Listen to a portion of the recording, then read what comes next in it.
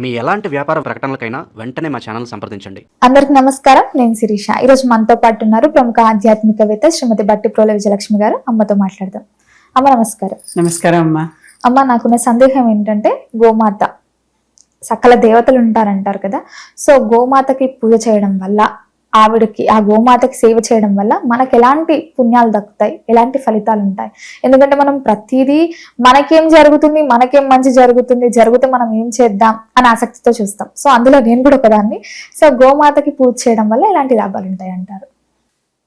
గోమాత సరైన మాట చెప్పావు. సకల దేవతా స్వరూపం. ఎప్పుడు నేను చాలా మందికి ఒక ఉపాయం చెప్తూ ఉంటా. ఎంతోమంది వాళ్ళ కష్టాలు వచ్చినప్పుడు, ఇబ్బందులు వచ్చినప్పుడు, అవసరాలు వచ్చినప్పుడు రకరకాల మొక్కులు మొక్కేసుకుంటారు. అవునా? ఎక్కడికి వెళ్ళి ఏం మొక్కుకున్నారో తర్వాత అవసరం తీరిపోయే సమయానికి గుర్తుండదు. కనుక చాలామంది మళ్ళీ మాకేవి తీరటం లేదు, ఎప్పుడన్నా ఏమన్నా మొక్కులు మర్చిపోయామా, గుర్తు కూడా రావటం లేదు, ఏం చేయాలి అని బాధపడుతూ ఉంటారు.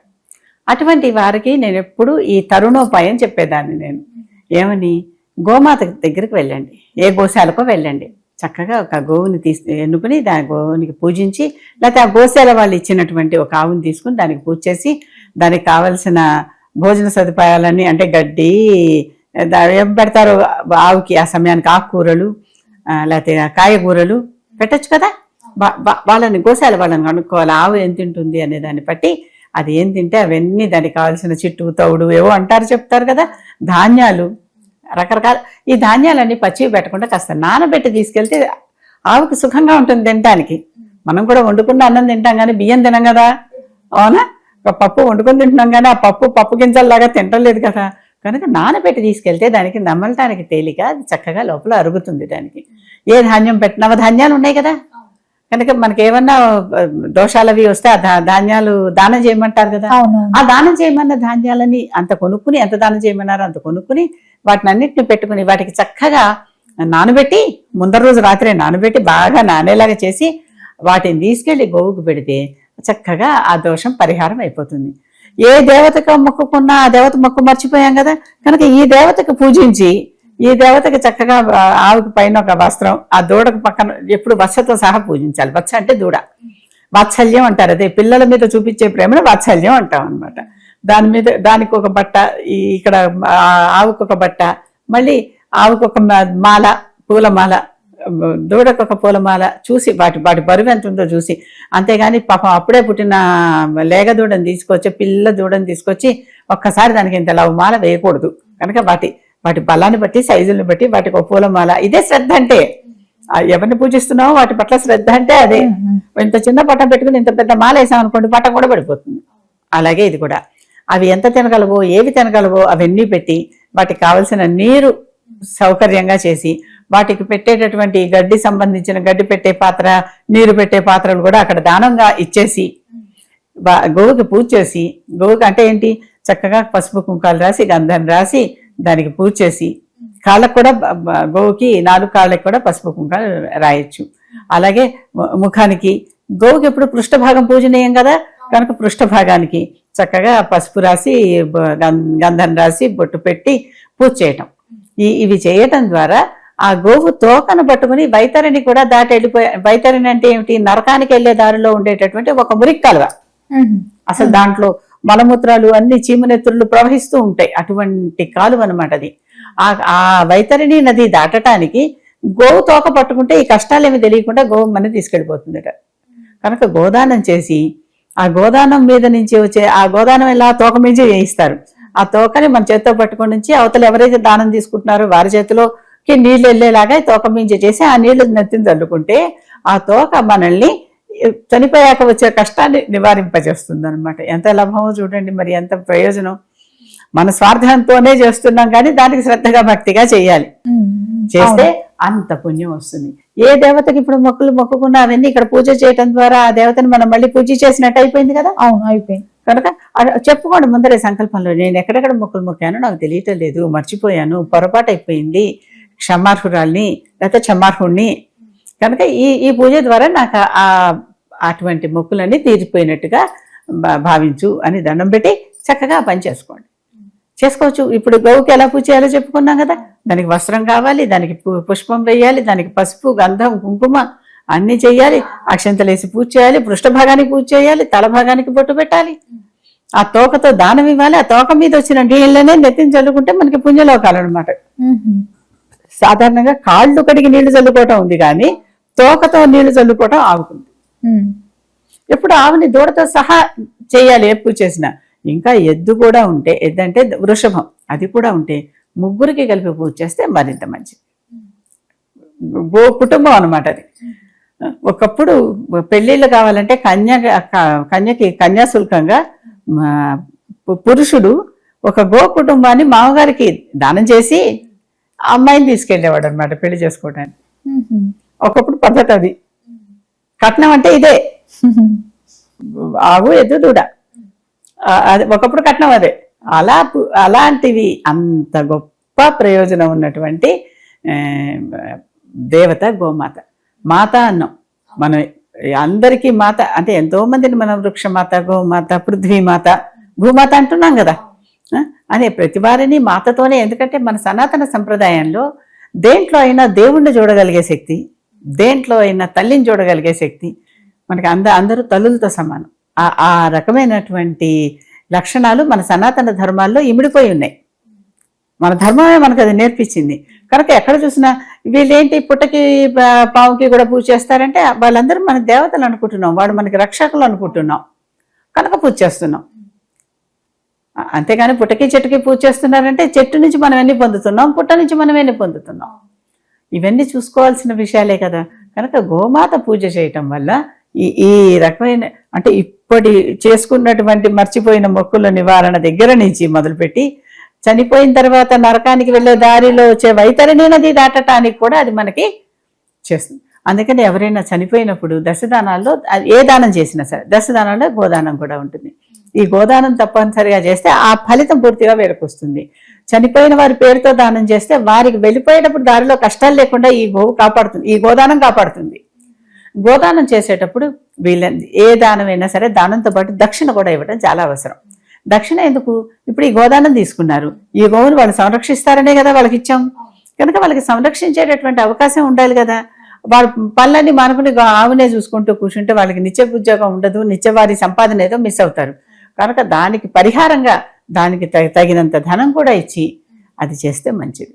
కనుక ఏ పని చేసినా దాన్ని చక్కగా ధాన్యాలు, నవధాన్యాలు, ఈ రోజుల్లో బయట చాలా మంది బ్రాహ్మణులు కొన్ని ధాన్యాలు మేము తీసుకోమండి అని ఇస్తున్నారు. అలాంటి ధాన్యాలు అన్నీ కూడా తీసుకెళ్లి చక్కగా ఆ ఆవుకి మనం దానం చేయొచ్చు.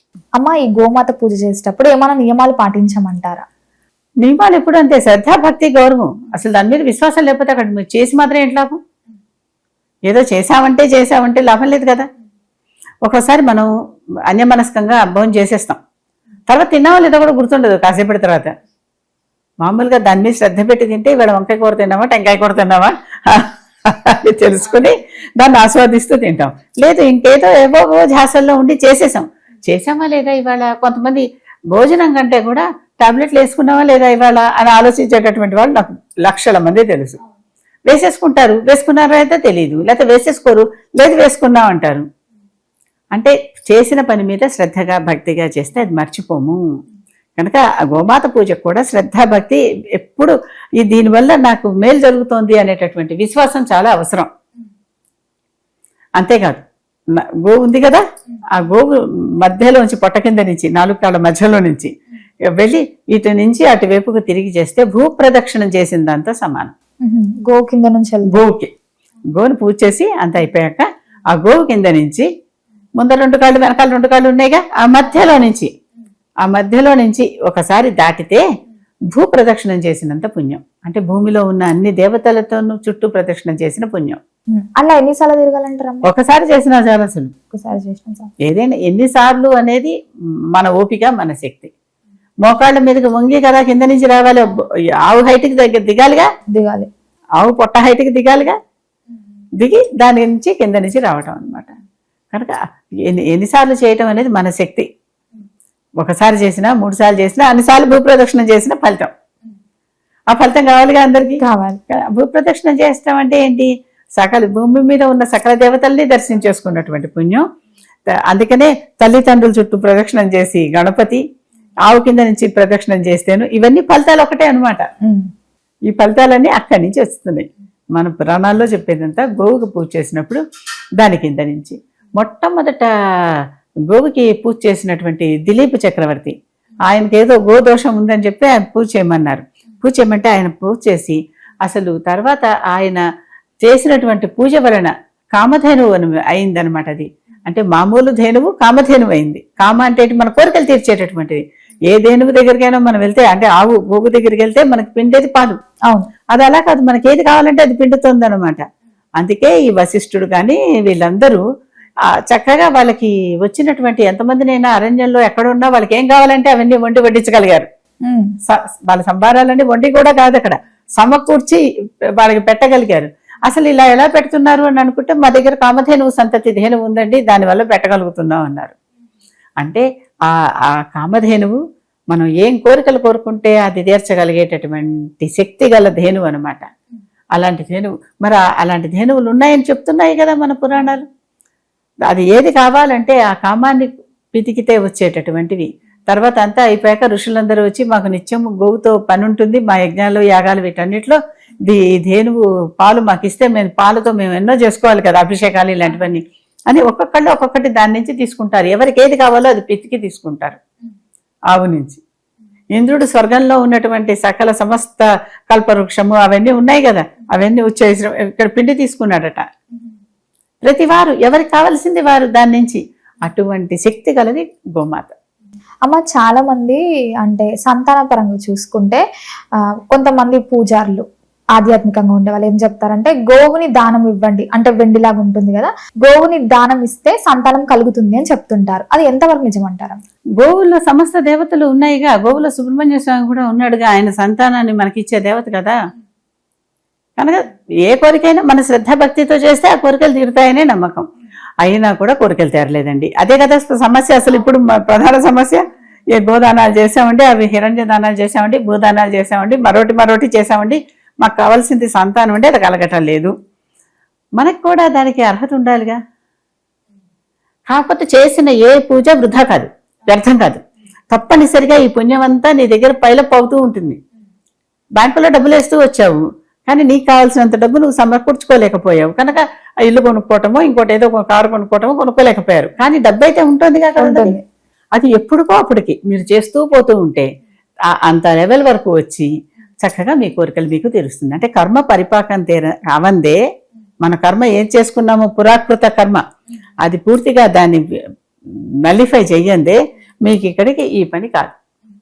అంతే తప్పితే ఒక్కొక్కసారి రుణానుబంధ రూపేణ పశుపత్ని సుతాలయ అని శంకరాచార్యుడు ఒక మాట చెప్పాడు. అంటే ఏంటి, రుణానుబంధం ఉంటేనే పశువులు కానీ పత్ని కానీ సుతలు కానీ, పత్ని అంటే భర్త కూడా, ఇద్దరు పిల్లలు కానీ ఇల్లు కానీ సమకూరం అంటున్నాడు. అంటే అవి చారు.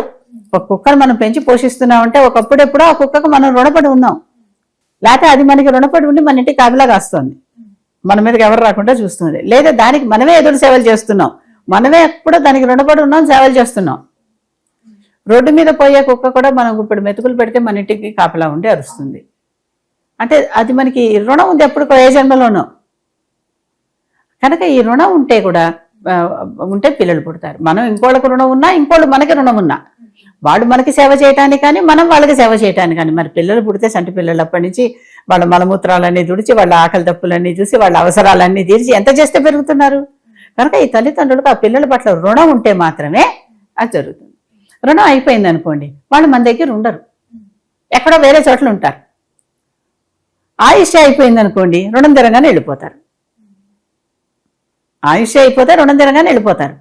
ఆ రుణం కోసం వచ్చారు, అంతవరకే వచ్చారు, అది అయిపోగానే వెళ్ళిపోతారు. అలా కాదు, ఆయుష్ ఉంది, రుణం తీరిపోయింది, వేరే చోట ఉంటారనమాట. ఎక్కడో ఉన్నారుగా అలాంటి వాళ్ళు, ఉన్నారు, చాలా మంది ఉన్నారు. కరెక్ట్ గా చెప్పావు. కనుక ఇవన్నీ ఏంటి, ఆ రుణం ఎప్పుడైతే మన రుణం వాళ్ళకి, వాళ్ళ రుణం మనకి అయిపోయిందో, ఇప్పుడు ఇంట్లో 10 మంది పిల్లలున్నా చూసేవాడు ఒకడో ఉంటాడు, ఆ ఒకడు కూడా ఉండకపోవచ్చు, వేరే విషయం. రుణాన్ని బట్టే వాడు చూస్తాడు.